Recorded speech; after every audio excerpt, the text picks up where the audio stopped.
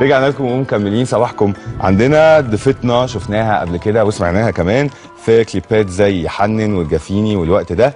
عندها 3 احتفالات الفتره دي، هتحتفل بالكريسماس زي ما كلنا بنحتفل بيه، وهتحتفل براس السنه زي ما كلنا بنحتفل بيه برضه، بس ليها احتفال خاص جدا هيكون احتفالها بالبومها الاول الوقت ده اللي نازل في الوقت ده. تعالوا مع بعض نعرف اكتر عن الالبوم ده واكتر عنها وعن اغانيها وعن كليباتها كمان. بس نصبح عليها الاول، هي الفنانه العراقيه الجميله كلوديا. كلوديا صباح الخير. صباح الخير. منورانا في صباحك عندنا. تسلم ويا رب يكون دايما صباحك عندنا يا كلوديا. يمكن زي ما قلت في البدايه ان انت عندك احتفال ان شاء الله خاص جدا مع بدايه السنه الجديده، ان شاء الله تبقى 2011 وشها حلو عليكي. الالبوم بتاعك اول البوم نازل ان شاء الله تكون وشها حلو عليا وعلى كل وطننا العربي وعلى كل العالم ان شاء الله يا رب. ان شاء الله. طب كلوديا تقول لنا ايه عن الالبوم؟ اختيار الاغاني جه ازاي؟ كام اغنيه اتعاملتي فيه؟ مع مين؟ عرفت ان في حكايه لطيفه جدا ورا الالبوم، فتحكيها لنا يا ريت. قولي لنا كده. هو بصراحه انه يعني هو البوم اسمه الوقت ده، عباره عن 6 اغاني، 3 منهم مصري و3 منهم عراقي. يعني اسم الالبوم الوقت ده هي كمان اغنيه من ضمن الالبوم، وهي تراك 1. كلمات الشاعر هاني عبد الكريم، الحان وتوزيع هاني يعقوب. وتاني حاجه بتيجي اغنيه بندم قوي، كمان كلمات الشاعر هاني عبد الكريم والحان مظفر الامير، توزيع خالد نبيل، ويحنن حنان ناصر، عصام اسماعيل، هاني يعقوب. اما الاغاني العراقيه اتعاملت معاها طبعا يعني اكيد مع الشاعر الكبير، يعني احب اعرف فيه الجمهور المصري. اسمه شاعر عراقي اسمه حامد الغرباوي. تمام. واخر اغنيه هو عمل معايا اغنيتين اللي هي احبك وتجافيني، وهي الحان كمان مظفر الامير الاثنين، وتوزيع ميثم علاء الدين. بس معذبني بدلاله اللي هي رقم 6 تراك 6 هي كلمات والحان محمد الخطاب، توزيع حامد صالح. اظن ان انا اديت لك كل حاجه. طيب كلوديا عايز اسالك سؤال، ان يبقى في 3 اغاني مصري و3 اغاني عراقي، جت بالصدفه ولا انت قصدتي انك يتقسم الموضوع 50-50؟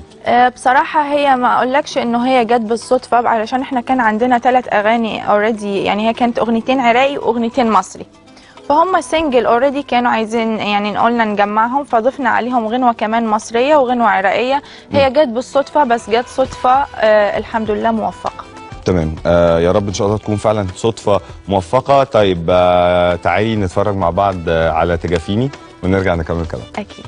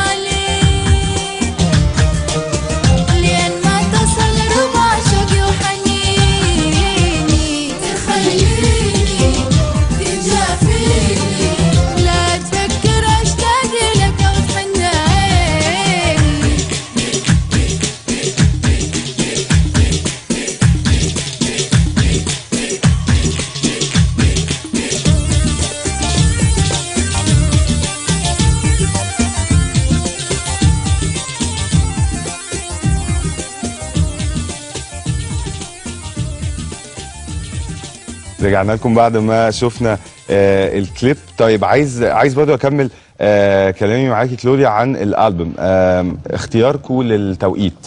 الالبوم مبدئيا نازل منه اوريدي 3 اغاني متصوره، صح؟ 4 أغاني متصورة. 4 اللي هي أغاني متصورة. أحبك بالترتيب تيجي أحبك، وبعدين بندم قوي كانت أول غنوة مصرية ليا، بعدين يحنن، وبعدين الوقت ده. طيب خليني اسالك، شايفه ان هو في صالح الالبوم ولا ضده ان يبقى اوريدي 4 اغاني منه نزلوا فيديو كليبس ومسموعين ومعروفين؟ يعني شايفه ان ده دعايه ليه ولا ممكن تكون دعايه ضده؟ لا دعاية ليه، مفيش حاجة يعني.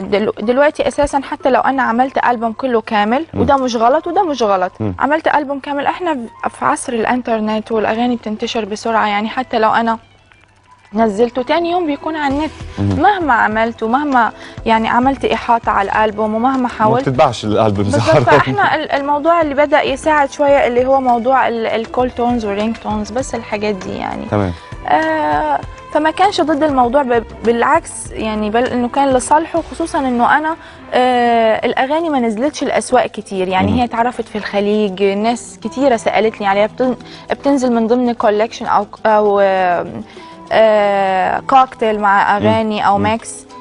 فكلهم كانوا يعني ناس كتيرة قالت لي انه الموضوع كويس. تاني حاجة في الوقت اللي انا فيه ده صعب شركة انتاج انه تعرض عليك ألبوم وتاخد منك السنجلز وتنزل لك وتعمل لك دعاية، فانا شفتها فرصة كويسة. طبعا انك عاملة 4 فيديو كليبس كمان، دي حاجة الحمد اكيد لله. كويسة جدا. ويعني حجم الدعاية الحمد لله انه هو كبير، في شغل انه معمول كويس يا واهتمام، فالحمد لله انه انا شفت فرصه كويسه. احنا مبسوطين عامه ان يعني من الفنانين القليلين اللي شايفين ان شركات الانتاج او شركه انتاجهم مقدمه لهم اللي هم عايزينه، فاحنا مبسوطين من ده. طب كلوديا خليني ارجع بالذاكره يمكن شويه لورا. انت من وانت طفله بتحبي الفن.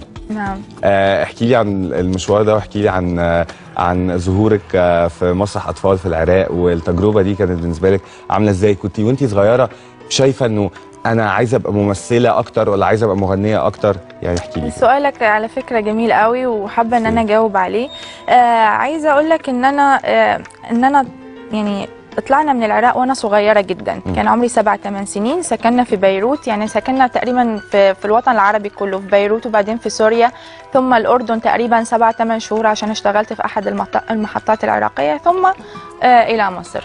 فاللي حصل ان انا ما اشتغلتش في العراق، انا اشتغلت بره العراق واشتغلت في سوريا تحديدا مسرح اطفال، وكنت مذيعة في أحد برامج الأطفال.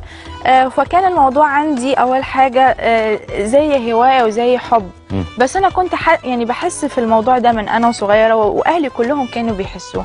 حتى يعني والدتي لغاية دلوقتي بتقولي أنت كلوديا ما كنتيش بتلبسي من أنت وصغيرة إيه الحاجة اللي أنت كنت عايزاها. أوكي.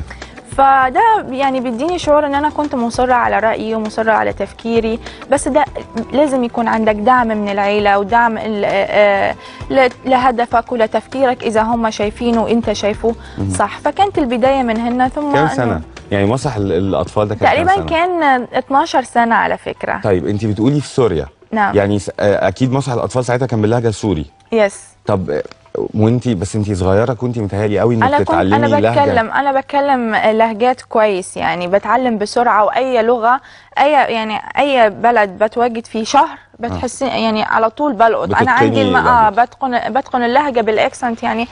فالموضوع ده بيسهل عليا حاجات كتير. فممكن اتكلم لبناني غير السوري، انت بتحسها كلها لهجه بلاد الشام، غير الاردني غير الفلسطيني. فانا بتقن اللهجات دي. حتى قبل فترة أنا وصاحبتي قاعدة هي تونسية، فبقالي معاها 3-4 أيام جت من السفر، قعدت عندي في البيت، على طول لقطت اللهجة منها وبدأت أتكلم معاها تونسي. فهي استغربت مع إنه فيها يعني في اللهجة بتاعتها فرنسية كتير يعني. فهي بدأت أنا أسألها هي دي إيه هنا ومش عارفة إيه. فهي دي معرفش بلقط بسرعة.